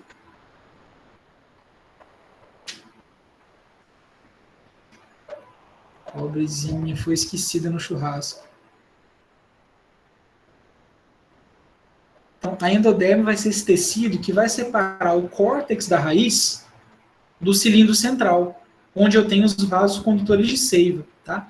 E a estria de Caspari, vocês conseguem ver que já tem um espessamento aqui na parede celular, certo? Olha a espessura. dessa parede. E o que acontece? Lembram das formas de entrada da água na raiz? Lembra que a gente viu uma forma chamada apoplástica e uma forma chamada simplástica? Que na apoplástica a água passava nos espaços entre as células e na simplástica ela passava por dentro das células. As estrias de Caspary obrigam a água a passar de forma simplástica e aumentam a pressão de água na raiz. Então isso vai facilitar, inclusive, a condução de seiva lá dentro, justamente porque eu estou botando pressão. Eu não, né? A endoderme e as estrias de Caspary. Então elas aumentam a pressão na raiz para que essa água seja distribuída para o resto do organismo. Tá? Então vejam que nós estamos vendo aqui uma série de adaptações, uma série de características que surgiram que aumentaram a capacidade das plantas de colonizar ambientes cada vez mais secos e mais distantes da água, né?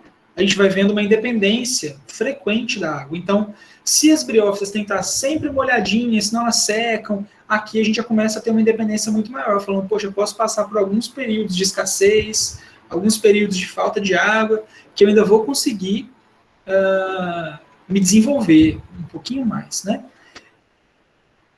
Isso, Ilames, a endoderme ajuda a reforçar a pressão positiva da raiz, porque ela está sempre puxando água e empurrando essa água para cima, né? Então a endoderme vai fazer parte desse processo. Não é só ela, mas ela ajuda a tornar esse processo muito mais eficiente, porque ela faz com que a água fique dentro da raiz. Depois que ela entrou no cilindro central, é difícil ela sair. Além disso, nós vamos tendo transformações também nos processos reprodutivos. O Otávio, que falou aí há um tempo atrás, né, que a reprodução se altera, e se altera efetivamente, principalmente quando a gente olha para os esporos. Então aqui a gente tem uma representação do grão de pólen. Olha como são bonitos, né, gente? Aqui a gente tem uma... Está colorido artificialmente, né? Mas a gente vê grãos de pólen de diferentes espécies aí. Tá, então temos pelo menos 1, 2, 3, 4, 5, 6, 7 espécies, eu acho, pelos formatos dos grãos de pólen. Todas as espécies têm grãos de pólen diferentes.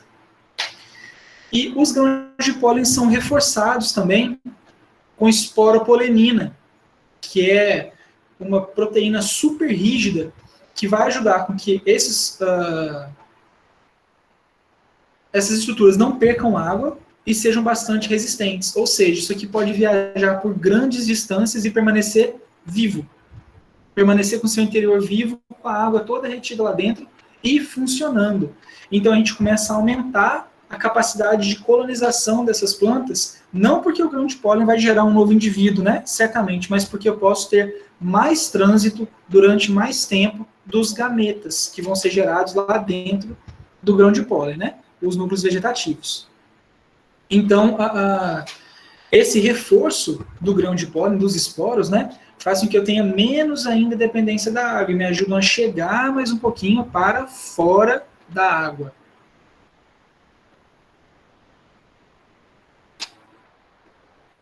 E não menos importante, o estabelecimento de relações ecológicas. E aqui a gente já está numa fase que as plantas já estão, de certa maneira, estabelecidas, mas vários organismos vão atuar aumentando, né, essa facilidade de estabelecimento.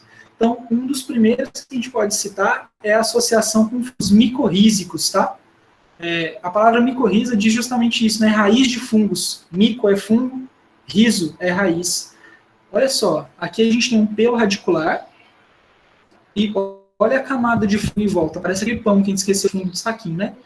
Justamente porque as hifas desse fungo, elas entram na raiz e vão auxiliar a planta a absorver uma série de nutrientes. Por exemplo, os fungos conseguem formar ácidos que vão solubilizar nutrientes que estão dispostos aí na terra para as plantas absorverem. De graça? Claro que não. Doando energia para os fungos, né? Uma troca aí de materiais. Mas essas associações foram super importantes para a gente chegar efetivamente nos grupos de plantas que nós temos hoje, e inclusive são muito pouco entendidas ainda, viu, gente? Tem pouca gente estudando associações planta-microorganismo no solo que são centrais, tá? Depois dessa história toda, dessa briga toda para chegar na Terra, a gente tem basicamente o desenvolvimento dos principais grupos de plantas que nós vemos hoje. Tá? Então, nós temos um grupo que a gente chama de briófitas, que a gente vai ver que é um grupo taxonômico igual a algas, tá?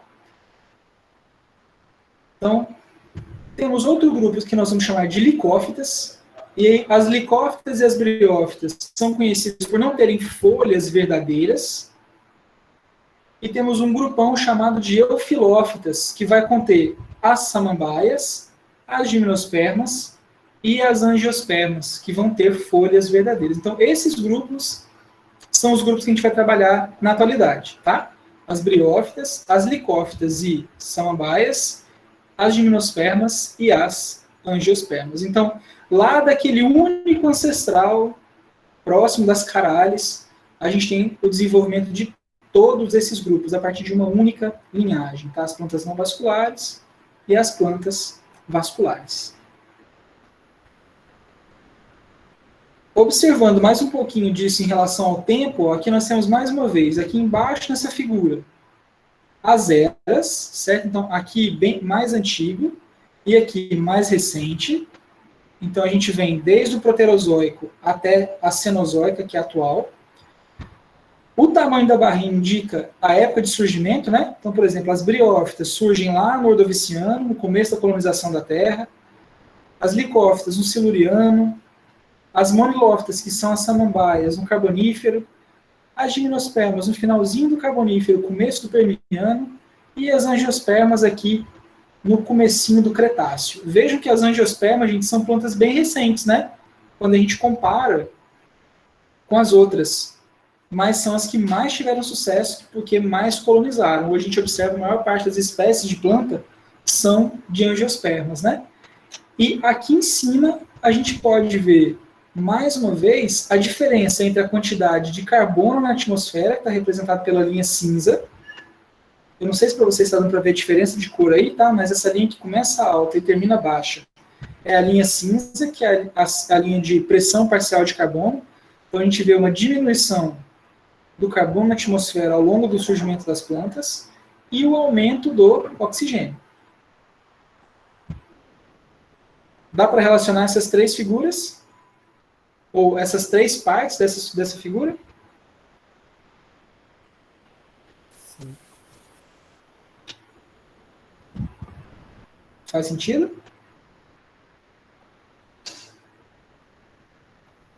Beleza. E aí vocês podem me perguntar, né? Falar assim, nossa, professor, mas assim, vimos tanta planta diferente, essas plantas são tão distantes às vezes, né? Se eu olho para uma sequoia, por exemplo, se eu olho para um pau d'alho, uma craibeira, é uma coisa totalmente diferente de uma briófita, de um musgo. Então, o que essas plantas têm em comum? Por que elas são todas plantas terrestres? O que vai unir esses grupos todos? Então, a principal característica que une esse pessoal, gente, é o seguinte: todas as plantas terrestres têm um ciclo de vida com alternância de gerações. E nesse ciclo com alternância de gerações, eu tenho sempre um gametófito haploide, um gametófito N, e um esporófito diploide, um esporófito 2N. Beleza? Então, todas as plantas terrestres têm um ciclo de vida que é composto por duas gerações, um gametófito haploide e um esporófito diploide. Professor, Oi. haploide é o quê? Haploide é um indivíduo que é composto por células que só tem metade do material genético, né? Então, por exemplo, nossas células somáticas, as células do corpo, são diploides, são 2N. Lá nos ovários, nos testículos, algumas dessas células sofrem meiose e formam os gametas, que são N. Na fecundação, 2 gametas, cada um N, se fundem para formar novamente uma célula 2N. Certo? Certo. Então, todas as plantas têm justamente essas mesmas fases, né?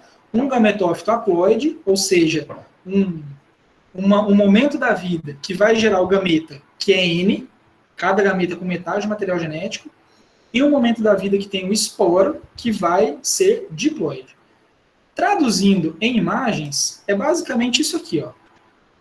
Temos aí os 4 grupos principais: briófitas, pteridófitas, gimnospermas e angiospermas. A parte azulzinha é a fase esporofítica e a parte amarelinha é a fase gametofítica. O que é que vocês veem de diferença entre esses grupos com relação a essas fases?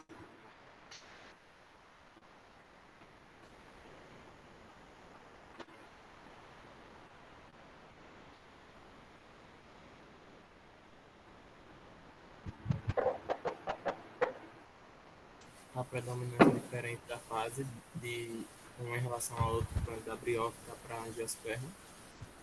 Isso. Então, na verdade, da briófita para as outras três, né?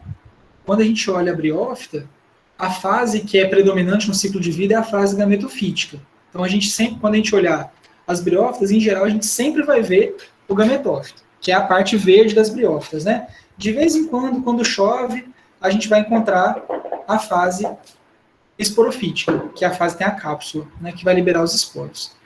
Nos outros grandes grupos de plantas, a gente tem uma inversão dessas fases.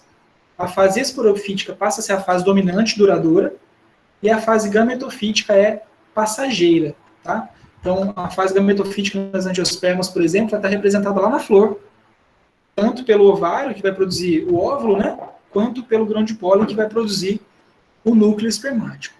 Então, a gente tem uma inversão nesse ciclo de vida. Então, por exemplo, quando eu olho o ciclo de vida de uma briófita, em geral, o que eu tenho sempre é um gametófito, que é N. Esses gametófitos produzem gametas, né? Anterídeos, arquegônios, que vão se encontrar, vão se fecundar para formar o esporófito. Eu tenho desenvolvimento do esporófito, lá nesse esporófito eu tenho a meiose, que vai formar novamente as partes gametofíticas, tá? Que vão se dividir aí por mitose, né? A Dani falando aqui, né? Só lembro do crescimento horizontal, mas acho que teve um bug. Estava pensando no crescimento primário, altura e comprimento vertical. Eu acho que sim, né? Os vasos, só voltando lá, né, gente? Os vasos condutores ajudam no crescimento primário, mas não estão muito relacionados, por exemplo, com o crescimento secundário, tá? Se a gente observar, e aqui, gente, eu passei bem rapidinho nesse ciclo, porque a gente vai falar de briófita de novo, vai voltar nesse ciclo, vai ver tudo de novo, mas é só para a gente pensar no ciclo de vida e na mudança desses ciclos, tá? Durante a ocupação dos ambientes terrestres. Nas samambaias, por sua vez, a gente já vê uma coisa diferente, ó. A gente tem a folha da samambaia. Quem já foi na casa da avó, virou a folha ao contrário, estava cheio de bolinha preta. Sim, já vi. Todo mundo já fez esse processo?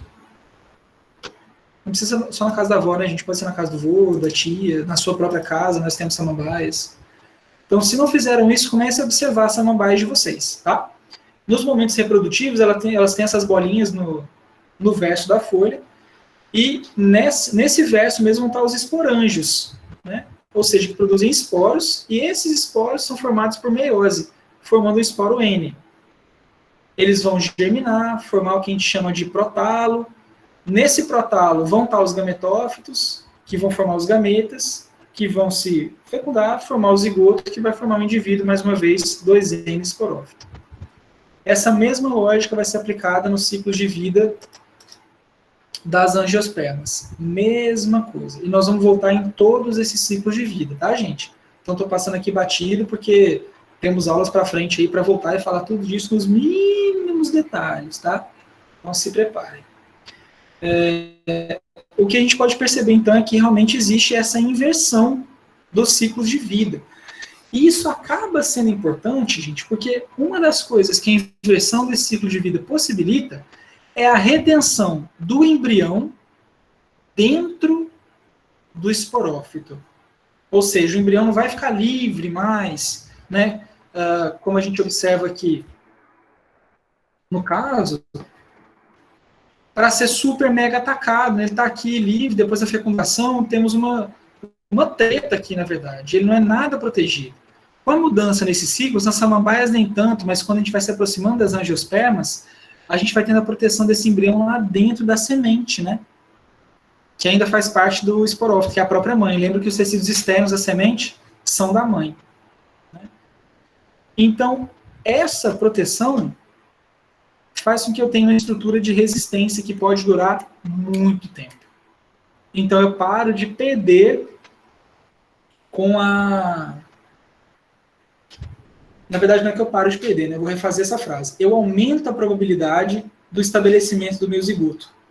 Justamente porque ele vai estar protegido numa estrutura que vai ser nutrida de maneira muito melhor, muito mais adequada, e vai fazer efetivamente com que esse zigoto seja capaz de durar mais tempo no ambiente. Beleza? A respeito da formação desses dois tipos de ciclos de vida, né? A gente pode falar, beleza, mas então o que gerou a mudança de um para o outro, né? Nós temos uma hipótese chamada de hipótese homóloga, que é simplesmente assim, nós tínhamos grupos de plantas que tinham durações iguais dos dois ciclos de vida, parte desse grupo foi selecionado para durar mais o esporófito, parte desse grupo foi selecionado para durar mais o gametófito, numa coisa bem aleatória mesmo, tá? E nós temos a hipótese intercalar, que justamente num grupo dessas plantas, né, que tinha duração igual, a gente tem um atraso na meiose e eu tenho uma reprodução continuada das células do esporófito. E isso, de alguma forma, garante sucesso. Ainda não está certa qual dessas hipóteses gerou essa predominância, tá? Mas só para vocês saberem que existe, e eu vou colocar textos para vocês lá no AVA a respeito disso para ficar mais claro, tá? Para aprofundar mais. Só não estou aprofundando porque, mais uma vez, isso aqui já é bem mais do que eu acho que a gente precisava cobrir nessa aula, tá? E depois disso, gente, as relações vão se estabelecer cada vez mais, se fortalecer cada vez mais, e as plantas vão se tornar cada vez mais um grupo de sucesso, né? Ocupando todos os lugares, interagindo com milhões de organismos, se diversificando junto com eles. Então, as angiospermas mesmo se diversificam muito junto com os insetos, tá? Então, elas realmente efetivam totalmente a colonização do ambiente terrestre, aí sim as angiospermas dão um show de independência, né? Tanto que nós temos angiospermas em todos os ambientes do mundo, quase, basicamente, sobrevivendo muito bem. Obrigado. Desse ponto, para onde a gente vai agora? Vejam que essa não é uma história que acabou, porque a evolução está acontecendo. Tenham isso sempre em mente. Essa não é uma história com fim, é uma história sem fim, efetivamente, né? Porque ela deve continuar, provavelmente, até depois que a nossa espécie estiver extinta. Então, quais são, nesse sentido, as perspectivas e os desafios para entender a conquista do ambiente terrestre? A primeira pergunta que bate na cabeça de todo mundo que trabalha com isso é: por que só uma linhagem de algas colonizou a Terra com sucesso? Por exemplo, se eu observo que algas do gênero Volvox, que não são parentes das Caralis, tá? Elas também desenvolvem multicelularidade muito rapidinho quando colocadas em laboratório. Então, por que elas não conseguiram? Por que essa linhagem não conseguiu? Ou, por exemplo, as algas vermelhas, as Rhodophyta, que têm uma alternância de geração super parecida com as angiospermas, por exemplo, né, em questão de duração do ciclo de vida, duração do ciclo de vida, não, desculpa, gente, duração das fases do ciclo de vida, né, em relação à predominância uma da outra. Por que elas não conseguiram? Questões ainda sem resposta. Outra, quais foram os reais impactos da colonização inicial, né? Então, o que isso gerou efetivamente para os animais da época? Muito difícil traçar essas relações ainda para a conquista do próprio ambiente terrestre. E, principalmente, reforçar para vocês que a evolução das plantas ainda está acontecendo. E por isso, por exemplo, quais seriam as influências, a partir de agora, das mudanças climáticas globais? Né? As plantas evoluíram em ambientes que tiveram níveis de carbono decrescentes, e agora a gente tem níveis de carbono ascendentes. Então, o que isso pode gerar para essas plantas? Que grupo pode ser priorizado ou não? Como elas podem estar relacionadas à extinção das espécies agora no antropoceno, né? A gente está extinguindo, por exemplo, vários polinizadores, vários dispersores. Então, como as plantas vão responder a todos esses processos? Ainda são perguntas em aberto, porque a evolução não acabou, não parou, tá? Então, qual que é a ideia central dessa aula de hoje? Como nas próximas aulas a gente vai começar a tratar de grupos de plantas, a ideia dessa aula é mostrar de onde eles vieram. Porque a partir daqui parece que a gente está falando de caixinha, né? Porque de repente a gente fala as briófitas, a característica é tal, ela reproduz assim, a forma é assim. E de onde veio isso? Como isso foi selecionado? Então tudo isso tem a ver com a conquista do ambiente terrestre. E assim sucessivamente, né? Pelidófitas, gimnospermas, angiospermas e tudo mais. Então a ideia é a gente entender essas linhagens gerais de evolução e perceber quais características deram às plantas efetivamente uma chance maior de colonizar esse espaço, tá? E aqui ficam as perguntas para vocês pensarem. Talvez vocês queiram ser cientistas de plantas no futuro, são boas questões para tentar responder, tá? Como isso vai ser daqui para frente. Beleza, pessoal? Então, com relação ao assunto de hoje, é só tudo isso. Essa aula foi relativamente mais curta, mas eu sei que tem muita informação, né? Ela foi mais curta no tempo, mas eu não acho que ela foi mais curta em quantidade de informação que a gente teve. E vou reforçá-la ainda com leituras para vocês lá no AVA. Certo? Nesse momento, eu consigo responder alguma pergunta de vocês? O Otávio comentou aqui, né? Hoje em dia as plantas são vítimas da seleção artificial humana. Não sei se vítimas, né, Otávio? Porque muitas plantas hoje só existem porque a gente continua cultivando, por exemplo, tipo o milho, né? O milho, como ele existe, ele só existe porque a gente cultiva. Tanto que existe um grande movimento de volta às sementes crioulas, né? Para a gente poder cultivar os milhos que não são só milhos da Monsanto, porque a gente tem uma variabilidade genética maior. Mas realmente a seleção artificial tem um grande peso hoje, justamente porque a gente está buscando produção, né? Então, realmente, isso vai afetar, com certeza, as características das plantas que a gente observa. Respondo dúvidas de vocês?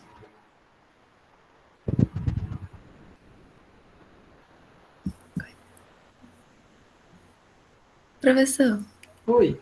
pode ser dúvida ter outra coisa sem ser da aula? De outras coisas, então, eu vou fazer o seguinte, gente, eu vou só fechar a gravação, para a gente fechar o assunto, e continuo aqui para a gente conversar de outras coisas, beleza? Beleza.